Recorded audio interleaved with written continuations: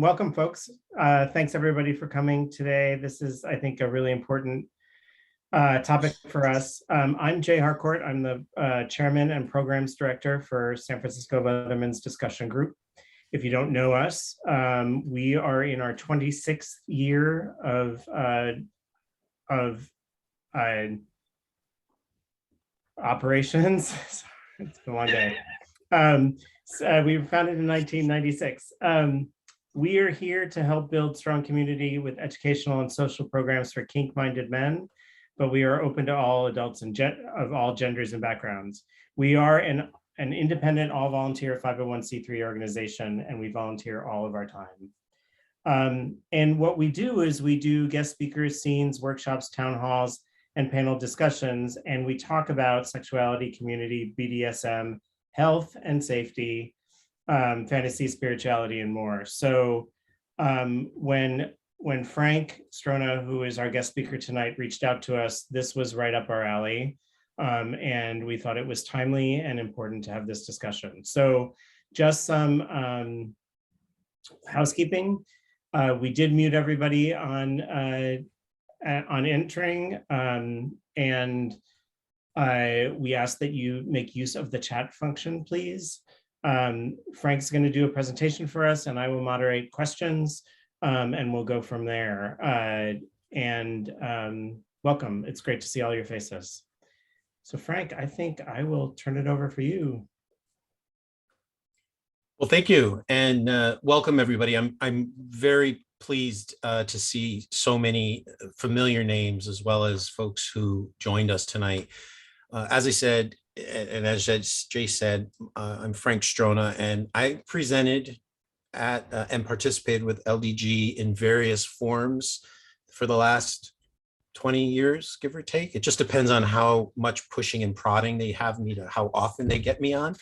But it was important to me as we were seeing monkeypox here roll out in San Francisco in my capacity as the incident management team lead. So right now, currently for San Francisco, I'm sitting on the lead role for monkeypox, that I immediately look to my own communities to see how we get this message out, knowing that you have Gear Up coming out, knowing that we have big events starting this week, that it was important to start sharing the word. So the team in outreach and engagement are developing a set of slides, and we're reaching out to as many communities as possible. And I reached out to Jay and Eric and said, hey, I'd be willing to do this if you guys are welcome. And I think there was like less than a 5-minute breath before I had a yes.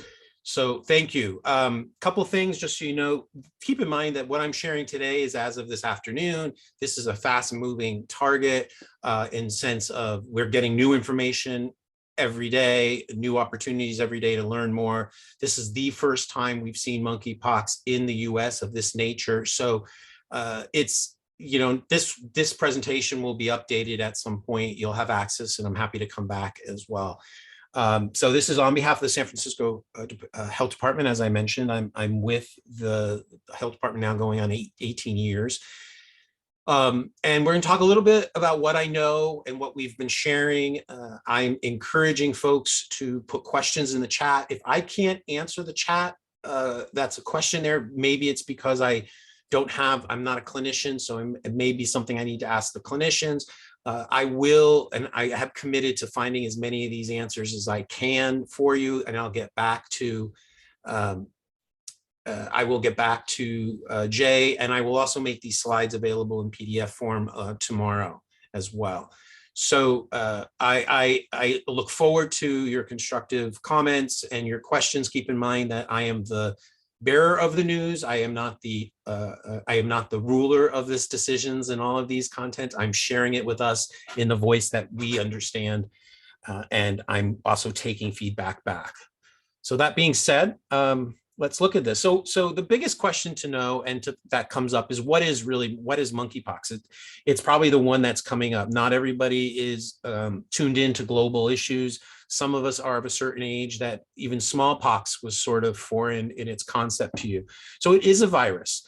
It will generally start to appear as a distinctive rash or set of sores, and it can be in the genital area. So that's one of the conversations that people will have is, do you have a set of rashes or sores that that shouldn't be there for no other reason? You didn't shave, you didn't wax, you haven't been paddled, you have had recent other STD screening, so there was no reason for anything to be there. It's not new. It's just the first time we've had so many countries around the world have this kind of outbreak. We've got more than 25 countries currently around the US. Here in California, we have a series of them in several areas. And in San Francisco, we have 10 cases as of right now. So still a very manageable, small amount of cases. But we've learned from our historical experience with HIV not to wait. We don't wait for things. We get aggressive. We want to be upstream. We want to be ahead of the game on things. So we at the health department really took a progressive moment, especially when we saw that right now the cases are really localized in several community areas, and we want to make sure that we don't lose the opportunity here. It's considered a low threat. So generally speaking, it's a low threat. It's not something that's easily transmitted, such as COVID was. But there are ways, and I think in our community, there are more likely ways that we would come into contact with the exposure opportunity. So it became equally important, not only as gay, bi, and trans men and our sex in a pocket community, but also because we have an additional layer when it comes to the gear that we use, the toys that we use, the engagements that we use. Currently, the cases in the US have been coming from self-identified gay, bisexual, and men who have sex with men and trans people. We have only seen less than a few cases with other folks. So a lot of the messaging we're seeing in the news and here, while it isn't meant to be stigmatizing, we're also meant to address our communities initially, because we don't want to wait. We also don't want to see it. Sorry, I saw a message that derailed me. That we don't want this to move into a larger population if we can take control of it now and do what we do best. I think I have been a huge advocate for us in the kink community for well over 30 years. And one of the things that we've traditionally done is we're not afraid to talk about the uncomfortable conversations when it comes to HIV, STD, boundaries. And I think this is just another way of addressing that. So how does it spread? Well, it is, as I said, it's a virus. So it can be from prolonged skin to skin contact, kissing, sex in general, speaking, the large domain of sex. Breathing at very close range is going to be on that list. Sharing of bedding and clothing. And I think for our purposes, that also includes our toys, because our toys can be very, all of these would fall into some of those toys. It is considered, as I said, low risk to general public, but where this risk increases when we look at sex and close contact, especially with multiple partners and multiple people in one setting, when you start to put a lot of people in one space. What are some of the symptoms and the early things to look for? And I'm going to give you the website for the city at the end of the presentation, and it has a lot of the same information. So don't think because I say it once, you have to wait. You can go to the website. We're changing it and updating it as we need to. But some vague symptoms could, yes, Lyle, the slides will be available tomorrow as a PDF. Headache, fever, exhaustion, muscle aches, swollen lymph nodes. We have the rashes, backache, and chills. So if you're, in some ways, it could very easily go under the radar if you're not paying attention. So one of the things that you'll be is be aware of how you feel. And some of these, if you only get one or two of them, you might think, oh, I've got a cold, or maybe I have COVID, or one of the other elements. So you want to start paying attention to how you feel. And if it's a little beyond what would normally be creeping up for us. These are not my favorite slides, but I felt it was important because we have so many things that we understand when it comes to skin conditions. These are what are being considered right now some of the classic looks of symptoms. It can be anywhere from 1 to 3 days for these flu-like symptoms, and then they can migrate up to 5. The rash can be anywhere on the body, including the genital area. So in some cases, you might not even see parts of the rash if you're hairy, or you may just feel it. They can be very uncomfortable, which is usually what makes it a little different than, say, syphilis, which having a syphilis sore, for those of you who have ever had one, you know that it could be painless canker. But these are what you're going to be looking for. Now, you can't just do site observation because some of these look like they could be other things. So if you start to get a bunch of these and you're not somebody prone to these, you definitely still want to see your doctor, call a provider, visit San Francisco City Clinic, and going to check this out. How serious is this? Well, for the majority of what we know, if you get monkeypox, it's going to resolve on its own. They're recommending you're going to be wanting to stay at home, be away from contact with folks, make sure people, if you have supporting people in your household, partners, lovers, etc., that they're going to wear gloves if they wash the sheets, to put them in the wash. Plain old soap and water is going to kill and clean all of this. So it's not something that's indestructible. But you're not going to necessarily, we've had very few cases of fatality issues around this. So it will resolve itself. Is it uncomfortable? Yes. Is it not the thing we want to have to deal with? Yes. But it is not going to be as destructive as other things. At the extreme, you're talking about skin infections, pneumonia. You could have a brain infection. I think this is sort of like that black box warning that we get on any of the areas. Where's the extreme opportunities that could happen? We do know that we've got vaccinations, and as many of you have already clued into me, I've gotten a lot of emails today asking me questions. There are therapeutic responses. We do have vaccines that we are able to use. A big piece around vaccinations, and we'll talk a little bit more, but that's rapidly changing. I know a lot of you heard about other cities that started to set up vaccination clinics. That is often about how much vaccine you have. We are working toward that. Right now we have our vaccine is in limited quantities. And what we're doing is we're working with folks who have COVID and their direct partners. And then as we get more, we'll be rolling out more strategic information and plans, and you will be on that list as soon as we have a wider disbursement of vaccination. But we're talking. Yeah. You said we're working with people who have COVID and their partners. So my apologies. I meant monkeypox. So just for frame of reference, folks, prior to this, I've been off for several months. I had spent almost 2.5 months at the national level with COVID on the task force. So my brain, when I go into a response, I think I've done that twice today. I immediately think, so I will correct that. I hope. Thanks. Yep. It is. I did not know that I was going to be, Thomas, definitely. I did not know this was something I was going to be picking up. And my colleague is in the room, and he is also part of our community and been around for a long time. And I'm thrilled that he's joining us. So he is part of the powerhouse team that I'm working with a lot on outreach, and has a long career. Thomas has a long career bringing information to the communities around HIV, around STD. For those of you who've ever visited us for social reasons, of course, at City Clinic or Strut, you may have met Thomas in the past. So I'm always thrilled to have a new opportunity to work with him as well. But all of this said and done, how seriousness, this is not a time to play games. If you think it is, call your provider. All right. If you think this is there, you want to make that phone call, schedule an appointment, or utilize the recommendation services at City Clinic, etc. And you're gonna talk about vaccines later, right? Yes. A little bit more. Okay. Yeah, I'll come back to what I can for those. Right. So how do you prevent the infection? Well, this is going to be important, I think, for Pride, as you all go into gear up. Things that we know, if somebody has it, you want to minimize coming into contact with any of the sores. You want to minimize coming into contact with close proximity of breathing space. You also want to make sure that bedding, clothing, toys is washed, and everything has to get clean. Now, the nice thing is hot water, soap, traditional cleaning products. I think most of us who are kinky have a better grade of cleaning products than some of our less exotic flavored friends and family.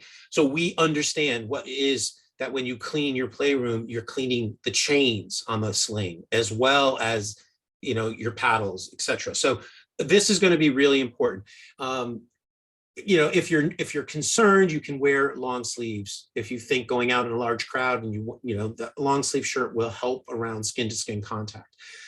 They're recommending what we consider to be safer sex practices. Well, but keeping in mind, the object of wearing a condom is not going to stop this, because if the sores are beyond the sheath of the condom, it can still come into contact. But as we said, we don't have enough research currently in the moment around other opportunities for this. So I think the safer sex conversation here is broad. It's about know who your partners are, have the conversations on their routine health. Have they just traveled out of the country? Except those elements are important there. Especially rashes, sores. This is one of those times to have that kind of conversation. Folks who've traveled internationally is really important right now, because we know that there are other outbreaks. We know Canada's got 2 large bodies happening. So it's good to know. It's, you know, I'm not saying vilify every tourist that's coming in, but have conversations, something we do commonly. We have conversations with our potential sex partners. This is the time to do that. Household cleaners, detergents, regular cleaning will kill monkeypox. So right off the bat, we're one step ahead of many other things that we've worried about over the years. For those of you who are maybe less conscious of cleaning things because you may be having more than 1 or 2 or 3 players, this might be one of those times to get into a good habit of cleaning things in between. So are there certain settings that are riskier? Well, we do know when people are crowded into small spaces, dance parties, a sex venue particularly, that it could put more risk on us.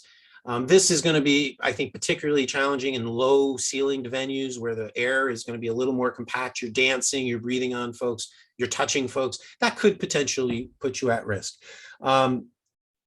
You know, if you are wanting to have a bit of more prevention, kind of avoid the random kissing, the touching of everybody, wear long sleeves. This is going to be great for lycra, spandex, and rubber guys, because you can wear good excuse to wear your rubber all the time for at a play party from head to foot, if you like. We do know that some of the cases have a relationship in saunas and bathhouses and sex clubs around the country. So we do know that that's a potential.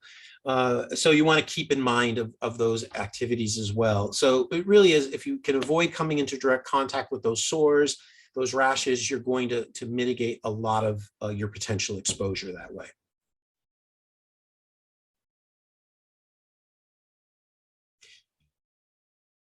So what do you do if you have symptoms? And I'm loving some of these questions that are coming in. That's why you see my eyes turn, but I want to answer them toward the end so I have more time.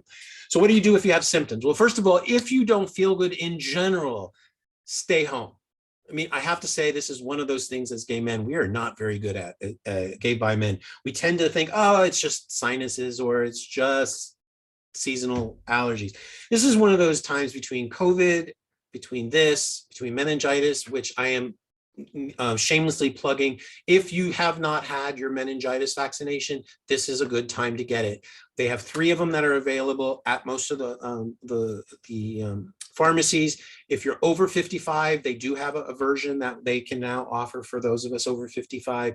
But we know that while we haven't had cases here, we know that there's been clusters in Florida. We know people start to travel. It's a good idea to be thinking about that. So if you don't feel well, stay home. Just don't gamble this. Just stay home until you feel better. Contact your healthcare provider. If you don't have healthcare, if you don't have insurance, a city clinic, and we'll be rolling out some other service sites that will be accessible. I'm hoping to see Struck come on at one point as well, but city clinic is definitely viable. It has been for over 100 years available for a variety of capacities for folks. You can still wear a mask. I mean, there are many of us who still are wearing masks in some environments. You can wear a well-fitted mask. It will help, at least for the respiration and breathing. As I said, skin to skin contact, the more you reduce, the less opportunity. Keeping in mind, in our group of folks who live here, I can't address what's coming in with tourism. We still have minimal cases, and we're testing already. We're testing sex partners of cases. So we're not talking, we've got 10,000 cases running around. We've got 10. There may be more, but right now, the last time I looked, which was midday, we had 10 confirmed cases.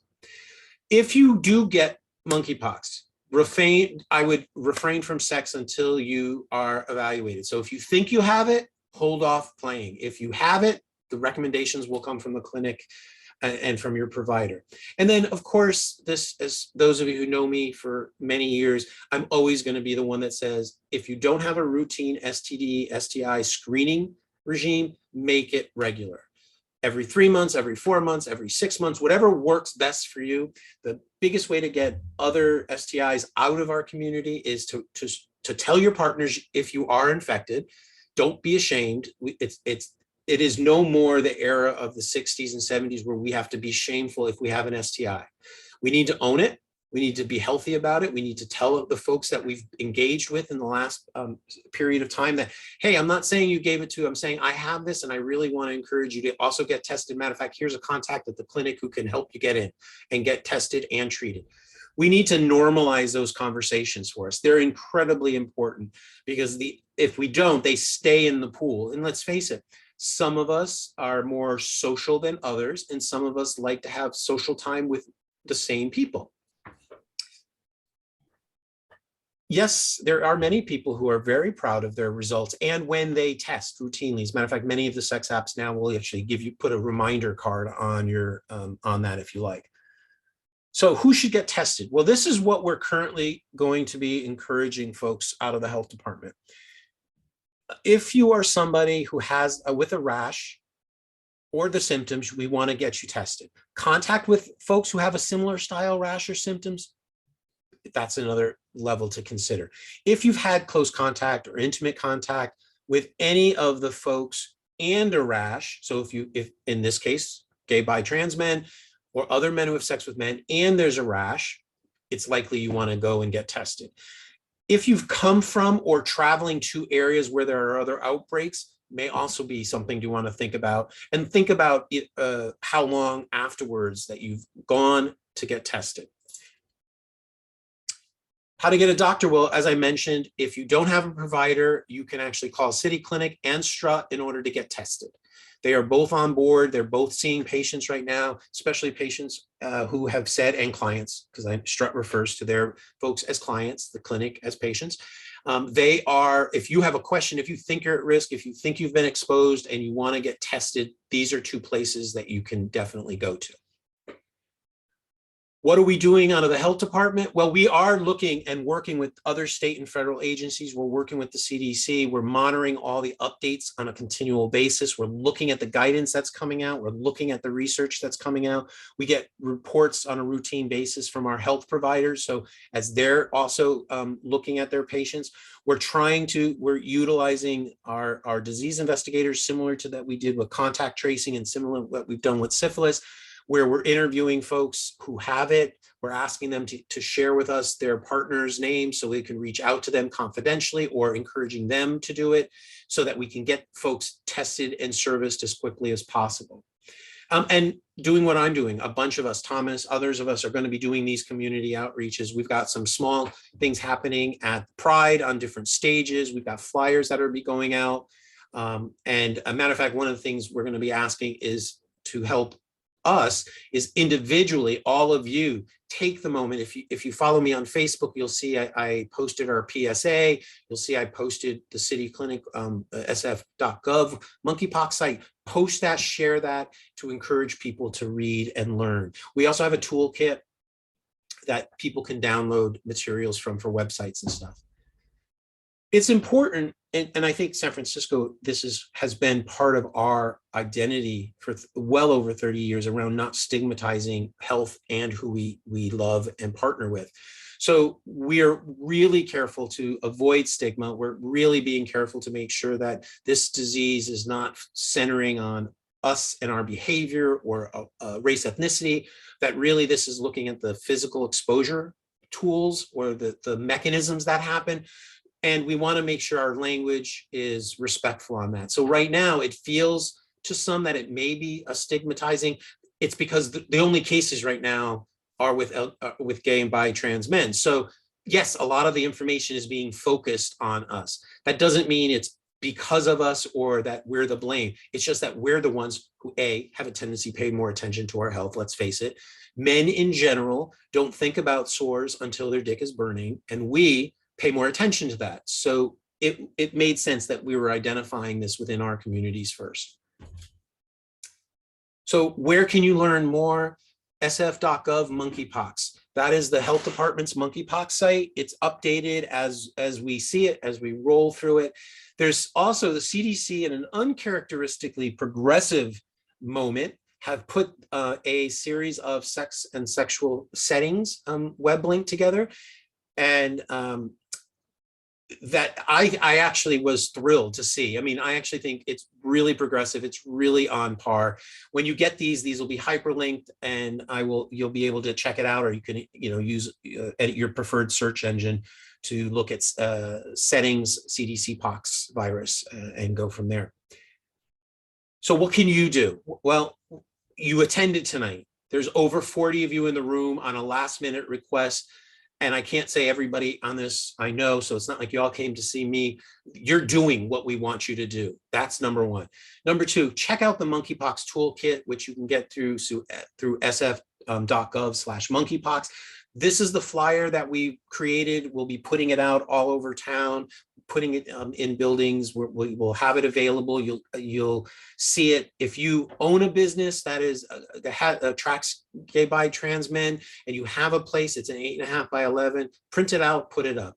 If you want to turn it into a JPEG and put it on your social medias and your websites, please do. The flyer is available. It's in English, Spanish, Filipino, and Chinese, and it's downloadable from the website. We also have a PSA in both English and Spanish that will be playing at Pride, but we also have it available. Share it on your YouTube, share it on wherever you want, and link to this sf.gov monkeypox website, and use your social platforms. This is definitely an opportunity for us to take control of the message by saying, if you are a gay, bi, or trans guy, you're sexually active, pay attention to how you feel, pay attention to what's going on, see a doctor if you need to. And that's all the materials. So in regard, following up from Jay that I want to talk, so vaccinations. We do have vaccinations available. We have limited moments right now. We don't have we don't have 20,000 vaccines. We have limited vaccination available at the moment. We're working at securing more vaccinations. So what we're doing currently as a city is really prioritizing people who have COVID and their direct sex partners, or people who've come into monkeypox or their partners. Oh my God, I did it again. So if you, vaccination. So when it comes to monkeypox, you can tell I'm tired. When it comes to monkeypox, we have vaccinations. You have the opportunity to be vaccinated at some point. It's not where we have so much right now. What we do have is enough minimally to treat men who are direct contact with those who are positive for monkeypox. So we will be expanding. We're working on those strategies now. We're working on getting access from the stockpile. Is it going to happen in the next 24 hours? No. Will we see increases to follow? Yes, it is coming. Vaccination is we're using the smallpox vaccine, the newer of the smallpox vaccines, not the old one that we grew up with. It is a new one that works with both, and are recommending, and I think the city's going to eventually come up with recommendations for all of us as we move forward. I'm actually waiting for the final version of those in the next day or two. So in terms of vaccinations, there will be some. We are going to work toward getting them accessible and out as quickly as possible. Is that on the vaccines? So one question, first of all, is if people are of a certain age who have the scar, who had a vaccine when they were a kid, do they have any protection at this point from that vaccine that happened years ago? Not to my understanding. Now, remember, I'm not a clinician. So if Jay, if you can put that question in the box, so that when you send me the text, it's one that I can confirm and send back to you. My understanding is, even if you are of the certain age and you have the ring vaccine from the past, that it's not going to be the same. And there are two versions of monkeypox, and this is the more dangerous of the two. It's the less one. This is why there's been so few fatalities. So it would make sense that it's adapted and changed since some of us have had them. Okay. When we get to a point where there is vaccine available and people are going to be looking towards vaccination, is it another series of vaccines that needs to be taken, 2 shots within a 6-month period or 4-month period or whatever? Do you know about how the vaccinations work? I don't. I personally don't, and I don't want to guess. Literally, that is what we're coming. We have a meeting tomorrow to be talking about this and what it's going to be looking like. In the last 48 hours, we went from planning and getting people aware to how are you going to strategize vaccination. So it's why it's not in the slide set, but these are valuable questions that we are going to be answering of how we're going to be putting this out. Okay. Let's talk about, so vaccines are on hold at this point for the general population, unless you are a contact at this point or anything like that. Let's talk, just to be clear on transmission and transmissibility. I'm pulling from some of the questions in here. So there's been a lot of focus on the rash, right? And what I'm hearing is that it is primarily what those of us who are in public health, it's fomite transmission, right? So if you're touching something that has been touched by the rash, whether that be clothing, skin, inanimate objects that it's sitting on for some time, but it also has some transmissibility from droplet, kissing, breathing too close, and that sort of stuff. So those are the 2 major things: touching and kissing, being in contact with it. Today. Based on the research we have right now on these cases, yes. Not everyone's going to have a rash that they notice, though, right? Well, if there happens to be an internal rash, you may not notice, but it may be it'll be uncomfortable. Most of the rashes and the cases that I've looked at are visible and uncomfortable enough. There's a few cases where people said they didn't feel anything.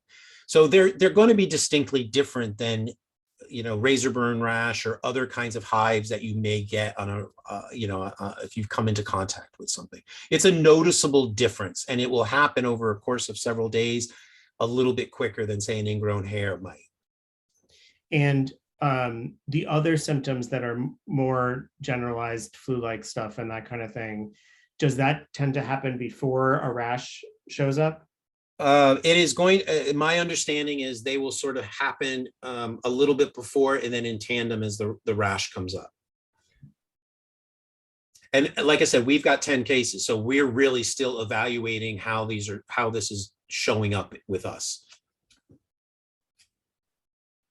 Talk a little bit about, somebody asked about great cleaning standards, because you talked about making sure that we have toys and everything clean. And this particular question pointed out, stuff like rope and other, sort of fabric stuff that we might play with. And another question, what about gym equipment and weights? So play gear, let's talk about play gear, whether it's metal, knives, paddles, aluminum, chains, leather, anything that it comes in contact with skin, or respiration. So a mask, a hood, a gag, it should be cleaned. Soap and water with a mild detergent should work on your more sensitive leather equipment. Otherwise, your standard cleaning detergent will work and will actually be fine.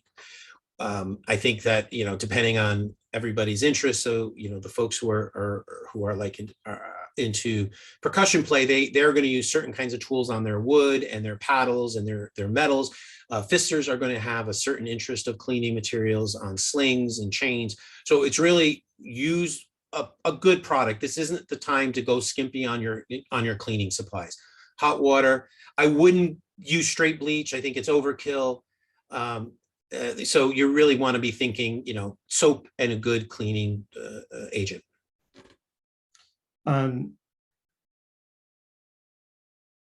Just some quick questions about sort of the epidemiology of it.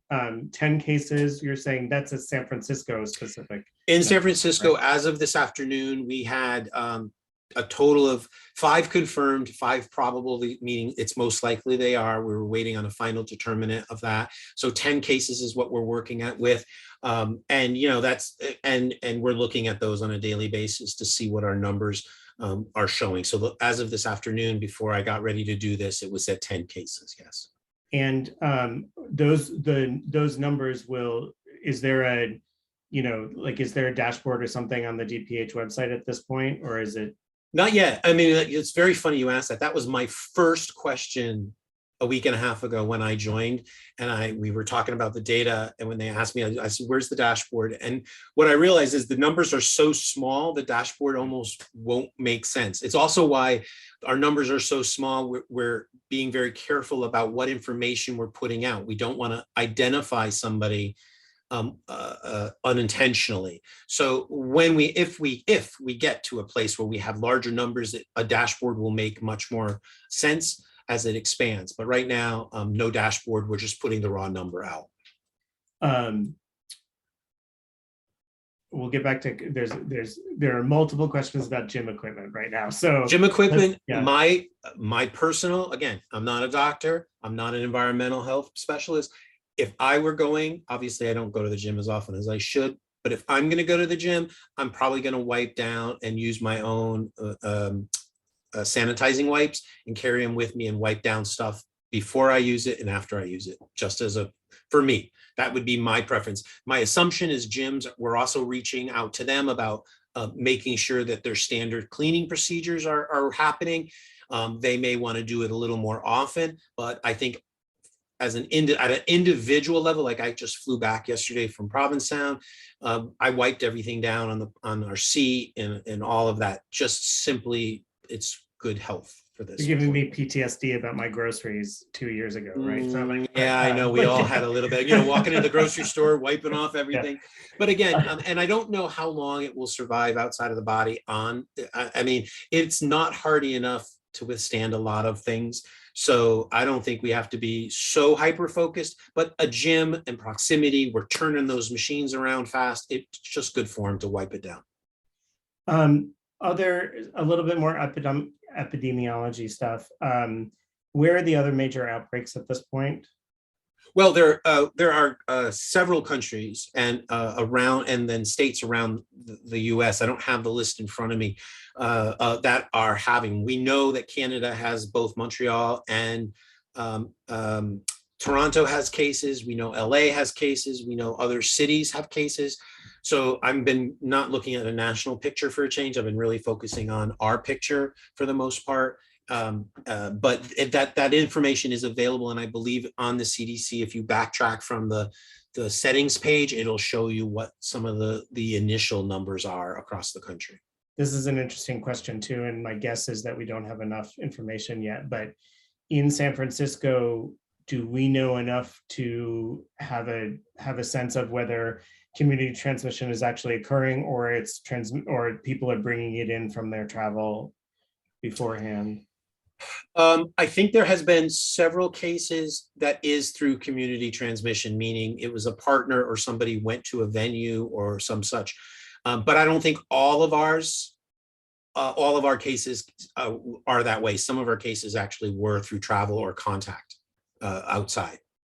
So, and it looks okay, great. So Jake said he's referencing some numbers that are maybe confirmed in California. So these are still relatively small numbers, but again, we want to make sure that we are aware and catch this early so that we can stop this. This is, if we are paying attention, we can find anybody who doesn't know they have it and get them vaccinated, get them treated. So this is why we're jumping on this information soon. I noticed today that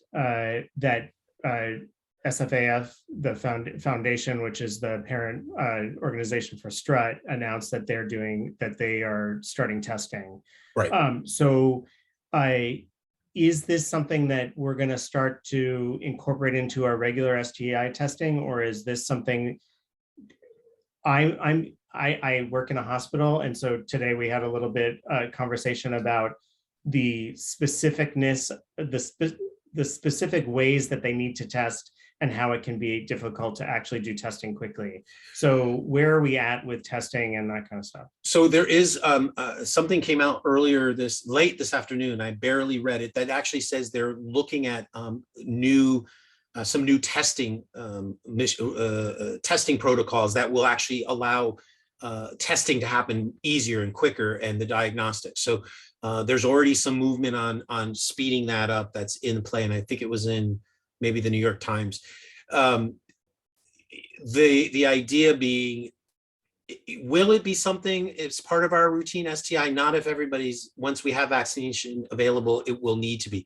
Will it be one of those things somewhat like we tell young gay men who are coming out about their hepatitis vaccinations? It may be one that we're suggesting years from now, as this becomes, as we get through this, saying parts of good, healthy gay male, bi male, trans male sex is have your hepatitis vaccination, have a vaccination for smallpox, monkeypox, etc. But right now, I wouldn't say this is part of a routine STI. I think this is going to be a period of time where we're going to use the same methods that we've used before to test it or vaccinate for it.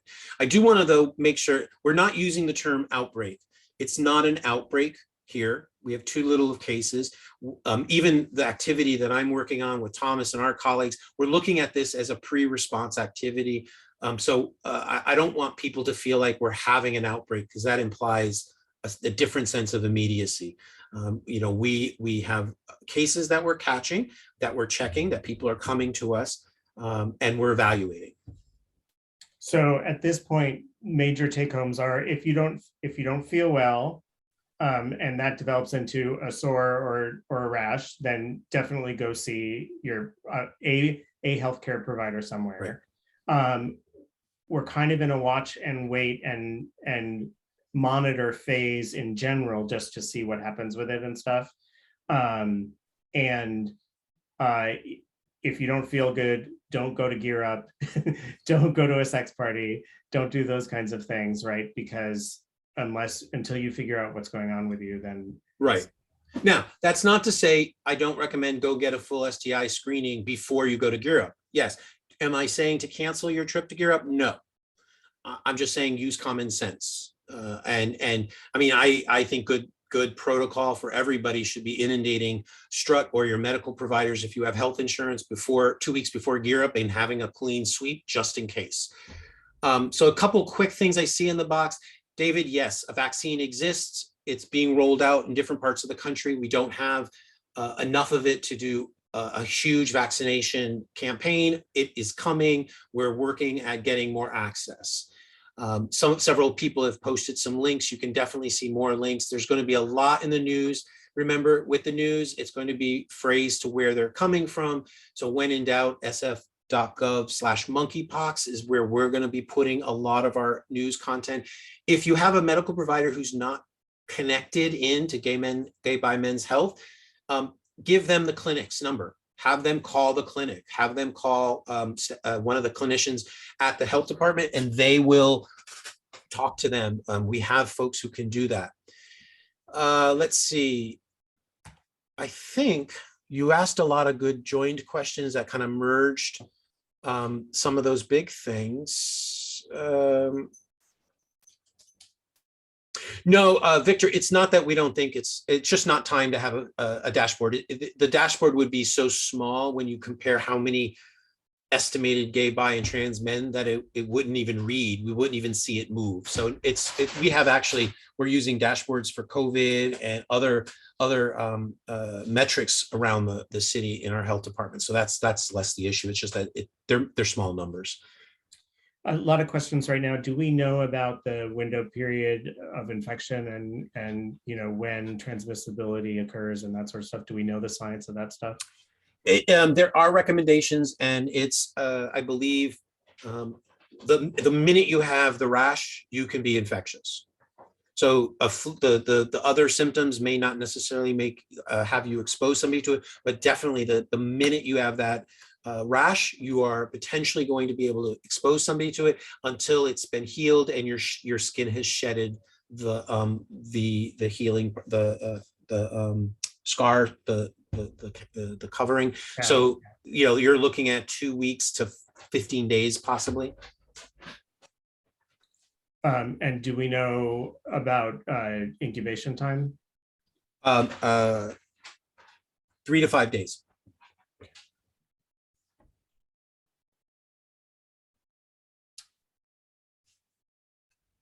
Anything else?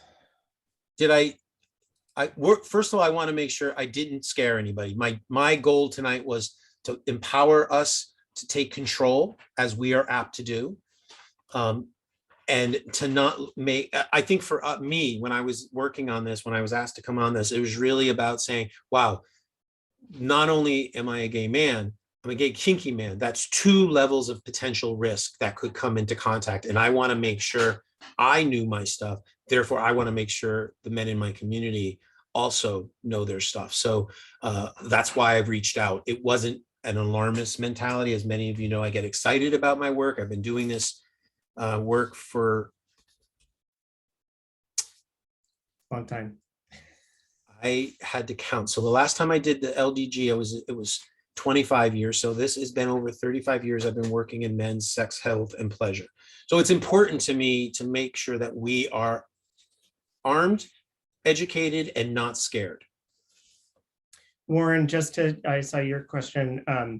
The images that you showed of the rashes are the more typical of what we're seeing in this manifestation, as opposed to those horrible big, water-filled blisters that we've seen the pictures of before, right? Right, so, and that's been part of the problem, not having, first of all, not having images that were approved.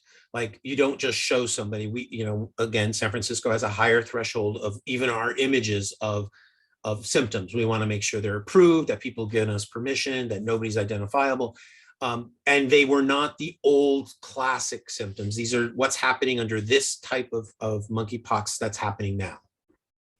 Yeah, they appear, I have what my mother calls Irish skin, and I get little bumps and stuff like that.